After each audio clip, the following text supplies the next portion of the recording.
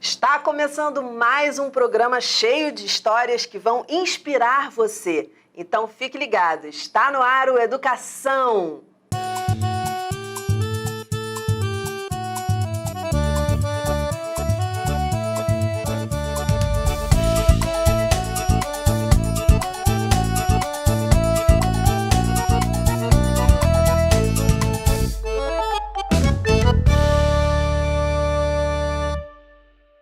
Eu vou conversar com a médica, escritora, poeta e artista plástica Jussara Valverde. Muito bem-vinda, Jussara. Muito bem-vinda à Educação. Boa tarde, é um prazer estar aqui e falar sobre história de vida, falar como médica ou como escritora ou artista plástica, será uma oportunidade também de refletir um pouco sobre o que eu tenho feito nos últimos anos. Com certeza. Muito prazer, Dani. Prazer. E a gente quer te conhecer mais e eu vou começar te perguntando. Médica, artista plástica, poeta, escritora, como é que você consegue conciliar tudo isso? Porque eu conheço um monte de gente que fala assim, nossa, eu gosto disso, eu gosto daquilo, eu queria fazer isso e aquilo e não tenho tempo. Como é que você consegue conciliar, Jussara? Olha, eu desenho e pinto desde que eu me conheço, mais ou menos aos 5 anos de idade.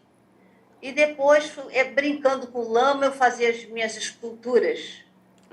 Mexo muito bem com as mãos, e isso talvez tenha vindo da cirurgia geral, eu sou professora de cirurgia geral na UERJ. Nossa. Então, eu acho que ir escrever, o médico é um excelente ouvinte.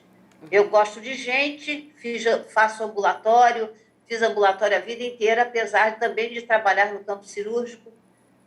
E eu acho que essas coisas todas fez com que eu tivesse vontade de deixar escrito, de deixar registrado o que eu tenho feito. Agora, você falou uma coisa interessante. Você falou uma coisa interessante da sua habilidade com as mãos, e a gente sabe que um cirurgião precisa ter. E você fala mexendo na lama.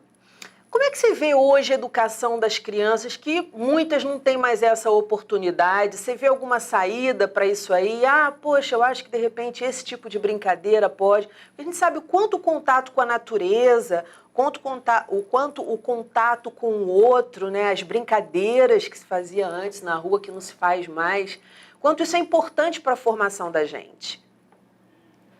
Olha, eu tenho experiências diferentes, porque meus filhos foram do CAP da UERJ. Eu tenho 3 filhos, Janaína, José e Juliana. E lá nós tínhamos essa oportunidade de interagir com tudo. Trabalhava o teatro, a orquestra, brincava nas competições de handball, tinha de tudo na escola. E essa experiência se repetiu com meus netos menores, que têm 4 e 3 anos, a Júlia e o Lucas, que são de escolas públicas também, aqui em Botafogo, no Rio de Janeiro.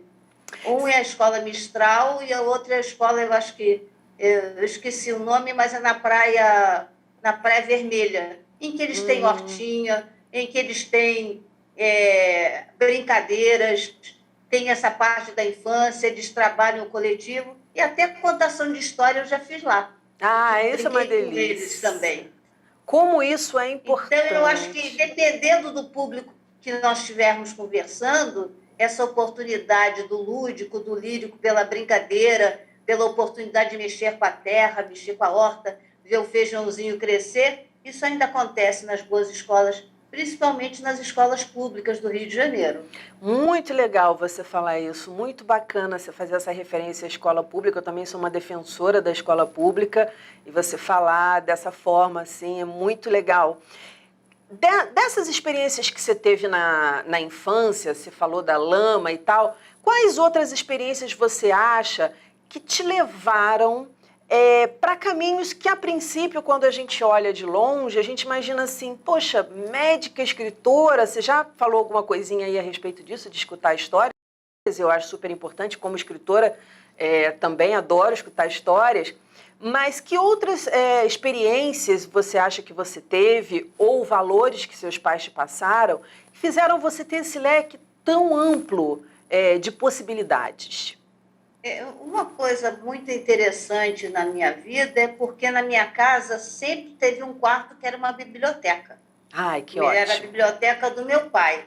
era toda arrumada, encadernada, numerada e de livre acesso. Eu podia Ou mexer em seja, qualquer era uma livro. biblioteca profissional. Realmente.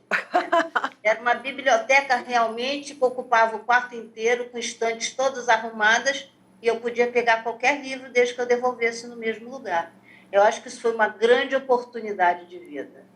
E como... Agora, em relação a essa história de mexer, uma coisa interessante que eu acho na minha vida, que isso reflete até hoje, é que eu sempre fui líder. Eu sempre comandava o grupo, mas eu sempre protegia as pessoas. Então, tanto eu organizava a brincadeira de queimado na rua, quanto se implicasse um menino com outro, eu ia lá separar, ou se alguém quisesse bater no meu irmão, eu ia lá mexer também. Então, essa história dessa liderança, eu acho que isso é importante no cirurgião, que o cirurgião vive da decisão, é aquele instante, vida ou morte, sangra ou não sangra, então, é a decisão. Então, eu fui, acho que, construindo uma personalidade assim dinâmica desde criança.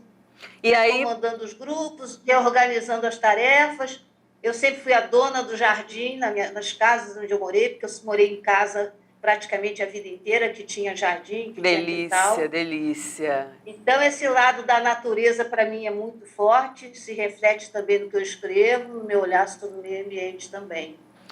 Que delícia. Então, assim, que dá para perceber que essa experiência múltipla que você também se proporcionou de ir lá resolver, aí fala com fulano que não é tão bacana porque brigou com seu irmão, e aí você escuta um pouquinho ele, aí vive outra história. Isso foi te dando um leque de experiências na vida que acabou abrindo um pouco os seus horizontes. É isso que eu estou entendendo. É exatamente isso. E eu acho que a oportunidade da leitura, ela vai construindo o ser humano, né? Ele vai construindo o seu desenvolvimento da magia, da fantasia que é a leitura. Essa oportunidade de você se transportar naquele momento. E eu digo muito que o livro é muito importante, né? O livro papel é importante, porque nem todo mundo tem acesso às mídias, tem facilidade. Eu sei que até o livro é caro, mas a gente faz disponibilidade de livros para comunidades, para bibliotecas, porque o livro, tanto ele está com a pessoa idosa quieta num canto, quando está no hospital, como ele está no sofá no seu momento de leitura, ele está num dia que chove, num dia que está sol. O livro é uma oportunidade de você conhecer outras coisas, de você ampliar os seus horizontes e ter várias vivências. Não, isso é maravilhoso. Essa história com o livro, comigo, é muito antiga.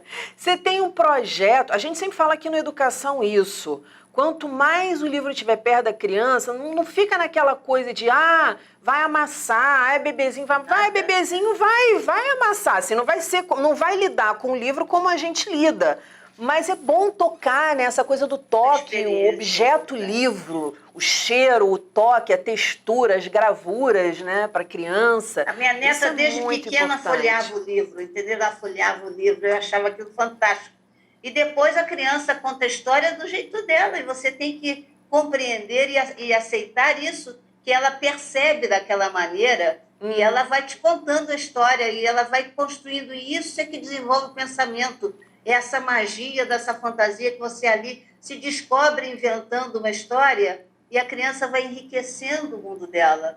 É muito importante essa oportunidade de nós fazermos. Eu trabalho, que eu chamo de biblioteca dinâmica, construindo bibliotecas, organizando ou até alimentando muitas bibliotecas em vários lugares, por isso, pela oportunidade que a pessoa tem de estar vivendo novos mundos. E uma coisa que eu gosto de dizer sempre que eu falo é o seguinte, porque quando a pessoa lê, ela lê para uma criança pequena, a pessoa também aprende.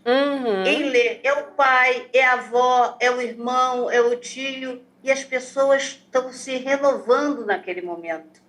Então, é importante isso, que os meus livros infantis, que eu já tenho 15 livros infantis editados, eles sempre têm uma parte que a gente chama livro paradidático. Ele sempre termina aumentando o conhecimento do que foi falado. Ah, isso é genial, porque vai na história, porque a ideia é essa, a ideia de educar também é essa, partir dos interesses dos estudantes, para a partir daí a gente, então, trazer os conteúdos. O que eu queria te perguntar é o seguinte, a gente sabe que Alice no País das Maravilhas, que o Pequeno Príncipe, são livros infantis, mas também adultos, no sentido que eles contêm muita filosofia. Qual o livro que você leu na infância, que você pode contar um pedacinho da história pra gente, que trouxe isso para você e que você usa como referência na sua vida? Aquela história que fica, que marca, que você, querendo ou não, é uma referência. Você tem alguma para contar pra gente? É muito interessante, porque Pinóquio é uma história que conteve a minha vida, fez parte da vida dos meus filhos, e hoje em dia ela já está incluída na história de vida dos meus netos. Uau! Porque o Pinóquio, ele trabalha, primeiro que ele vai de um boneco de madeira para um ser vivo, né? Um menino que ganha vida. Ele trabalha as dificuldades que tem a criança de se envolver com o outro, e ele se envolve com o que é ruim, e ele esquece o que foi ensinado, mas ele resgata, depois foi ensinado. Ele sofre também penalidades, porque a hora que ele mente, o nariz cresce. Então, ele também tem essa influência direta do ambiente e do mundo sobre ele. Eu acho uma história lindíssima. E esse afeto de resgate que acaba do pai e do filho, porque eu acho que a estrutura da família é fundamental.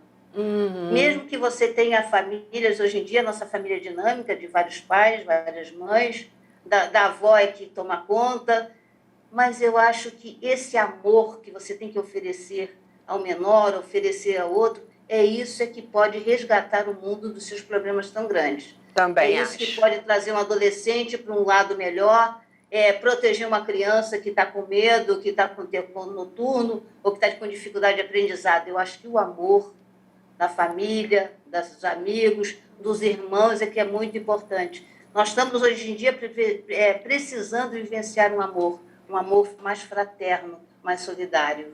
Poxa, com certeza, suas palavras apoio completamente. E aí eu queria te perguntar, você falou de histórias, e aí você pode escolher o tipo de história que você quer contar. Mas eu queria que você dissesse, sem falar os nomes, sem falar a data, para não expor as pessoas, obviamente, alguma história dentro dessas que você, da sua atividade de médica, que você diz que te inspiram tanto, qual, assim, alguma que tenha te marcado, que você falou assim, caramba, isso me ensinou, sabe? Eu aprendi ouvindo a história ou vivendo aquela situação, aquele quadro clínico com aquela pessoa. Eu vou contar 2 momentos diferentes. Eu tive, por exemplo, um momento como médica, em que nós estávamos no Hospital Pedro Ernesto, num dia à tarde, fim de tarde, e uma criança brincando em casa. É triste, a história é triste. Uhum. É uma criança brincando em casa, ela sobe num tanque, esses tanques de cimento, de casa de subúrbio, o tanque cai sobre o abdômen e faz uma fratura do fígado da criança e dos seus vasos. Nossa. E o que aconteceu neste momento? Eu entrei no centro cirúrgico, apressadíssima, e em 5 minutos todos estavam lá. O meu chefe, que era cirurgião pediátrico, o anestesista, que estava em outro procedimento, ele veio. Então, nós tivemos aquele momento de união, todos em função de uma vida, porque a criança tinha 2 anos de idade. Meu Deus. E foi tudo muito intempestivo, uma abertura rápida, tudo, para tentar salvar uma vida. Não conseguimos. Caramba. Me emociona até hoje. Mas nós tentamos. Uhum. E eu acho que isso que é importante no médico, importante no grupo, importante nesse conhecimento. Estarmos juntos ali tentando tudo. Nós fizemos tudo que era possível. E assim, foi a sua primeira perda? Mais nova, mas o meu chefe veio, o outro colega veio, todos vieram para que esse momento tivesse uma possibilidade de vida. Foi a sua primeira perda como médica na atividade? Essa foi a minha primeira grande perda como médica, e isso foi, eu já tinha, eu acho que uns 10 anos de formada, já era até Antes, professora de cirurgia, antes de mas você foi uma contar coisa outra assim, história, muito impactante, muito imagino, impactante. é sobre isso também que eu quero te perguntar mais. Antes de você contar a próxima história, você falou que eram duas. Como é que é para você? Porque eu escrevo poesia, poemas, e, enfim, a gente fica muito sensível, né? O poeta, a poeta é sensível. Como é que foi para você e como é para você lidar com isso? Porque você está ali, a pessoa não te procura porque está bem, te procura porque está mal, óbvio. Né? Ninguém vai ao médico porque está se sentindo bem, a não sei que vai fazer um check-up porque tem esse hábito e tal. Como é que é para você, sei lá, separar, não sei se o verbo seria esse, uma coisa da Sim. outra?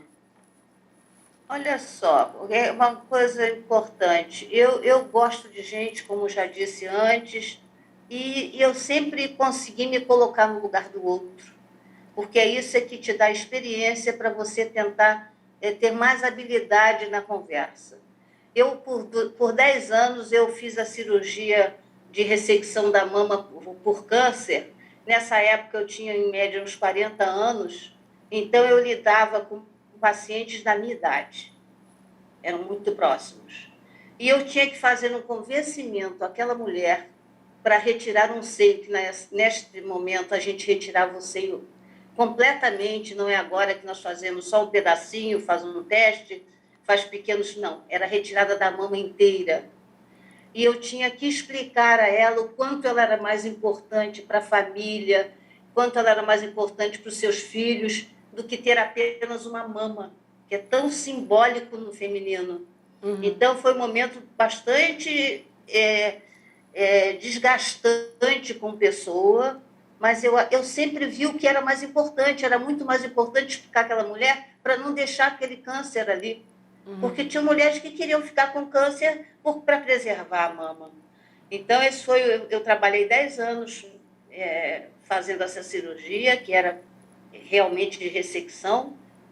Graças a Deus, agora os procedimentos são outros. E, e eu tinha que pensar como mulher, como ela ia enfrentar o futuro e trabalhar os maiores valores da vida, os valores universais. Olha, E eu consegui. eu vou te falar, parabéns. Eu conhecia seu currículo, mas assim, a gente ainda não tinha conversado. O que as pessoas sempre falam, né? Ah, da frieza do médico, da frieza do médico, e ter uma médica que se coloca no lugar do outro. E isso é um malabarismo, né? Você conseguir se colocar no lugar do outro, conseguir empatia, conseguir estar com o outro, não só diagnosticar, mas ao mesmo tempo se proteger um pouco, se preservar, porque eu te falo isso como jornalista, porque eu trabalhei anos na rua, vendo pessoas baleadas, Momentos assistindo muito difíceis, né? a todo tipo de violência que você possa imaginar e de catástrofe, e é duro, é duro. Chega um momento assim que você fala, nossa, todo dia aquilo. E médico é assim também, não tem sábado, não tem domingo, não tem feriado. É complicado. Agora eu queria que você me Eu, falasse, por muitos anos, trabalhei domingo, então eu não tinha noção da semana. a gente Muitos anos. perde, né? Eu perdia também Perde a quando noção. trabalhava 15 É, dias, mais que 15. Que dia é hoje? Você não sabe. Eu sei exatamente como é isso. exatamente, a gente perde. E a outra história que você disse que ia contar? A outra história também é uma coisa muito pessoal, mas eu acho de importância a gente dizer isso, até para os meus alunos, para o outro, né? Eu tive um Natal que eu ganhei 126 presentes. Uau! Um sabonetinho, uma Papai toalhinha Noel pintada, deixou o saco todinho para você? uma toalhinha pintada, uma caneta. Então, foi de uma emoção enorme. E eu, naquele momento, eu acho que eu tinha uns 45 anos, por aí, eu vi que eu estava no lugar certo na hora certa. Eu tinha escolhido uma profissão, porque eu, necessariamente, como eu pintava e desenhava, eu ia fazer belas artes, eu queria ser pintora, escultora. E a decisão de escolher medicina foi uma decisão, assim, quase cara e coroa, que eu vou para lá ou vou para cá. Então, mas nesse momento, eu vi que eu estava no lugar certo, porque eu estava interagindo com as pessoas e tinha uma das coisas que são mais difíceis, que é o reconhecimento, né? Reconhecimento é muito difícil. É.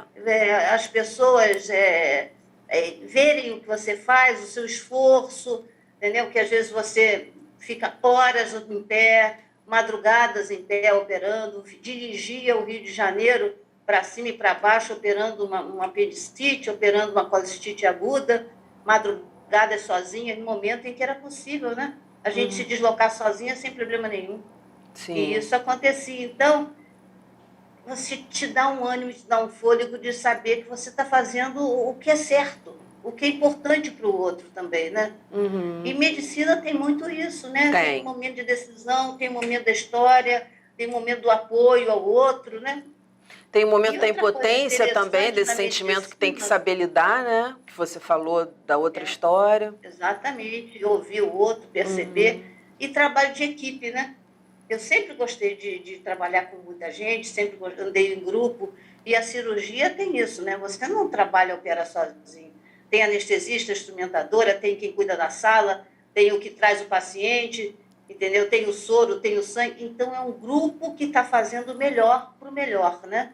Para que aquilo ali tudo aconteça. Nesses momentos duros da profissão, em que você tem que encarar as suas tristezas também, o que você traz para te equilibrar nesse momento? Tem alguma frase da sua mãe, algum ensinamento do seu pai, enfim, da sua família, que naquela hora você consegue se autorregular, tá centrada para, de repente, dar uma notícia não boa, ou uma notícia terrível, e também encarar aquilo em primeira mão numa sala de cirurgia? Quais os recursos que você lança a mão aí, emocionais, da tua formação, dos teus valores, para esses momentos?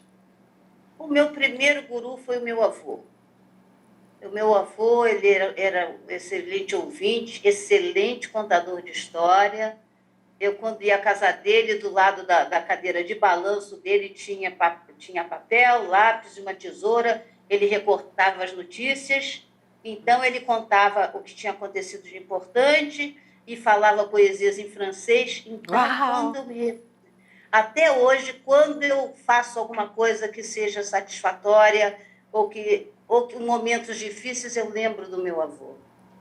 A minha mãe foi uma mulher fantástica, uma mulher espetacular que me apoiou a vida inteira e eu dizia, vai minha filha que eu fico, vai minha filha que eu estou aqui, sempre apoiou.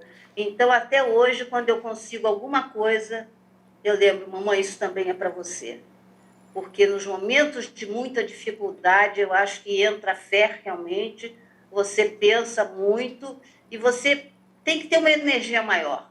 E tanto a minha mãe quanto o meu avô foram pessoas profundamente positivas e importantes e que acreditavam que existia algo maior na vida. O meu avô até era espírita, a minha mãe acreditava em tudo.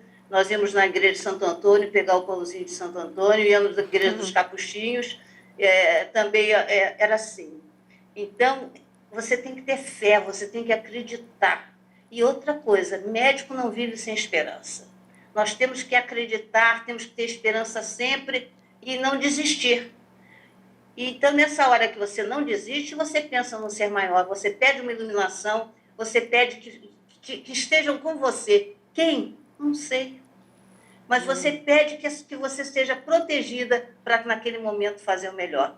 Eu tive muitos momentos difíceis. Eu perdi muito poucos pacientes, graças a Deus, mas eu tive muitos momentos difíceis, porque a UERJ e os servidores do Estado são hospitais finais, que a gente chama quaternários, hospitais de referência. Então, os pacientes que chegam lá são os complicados.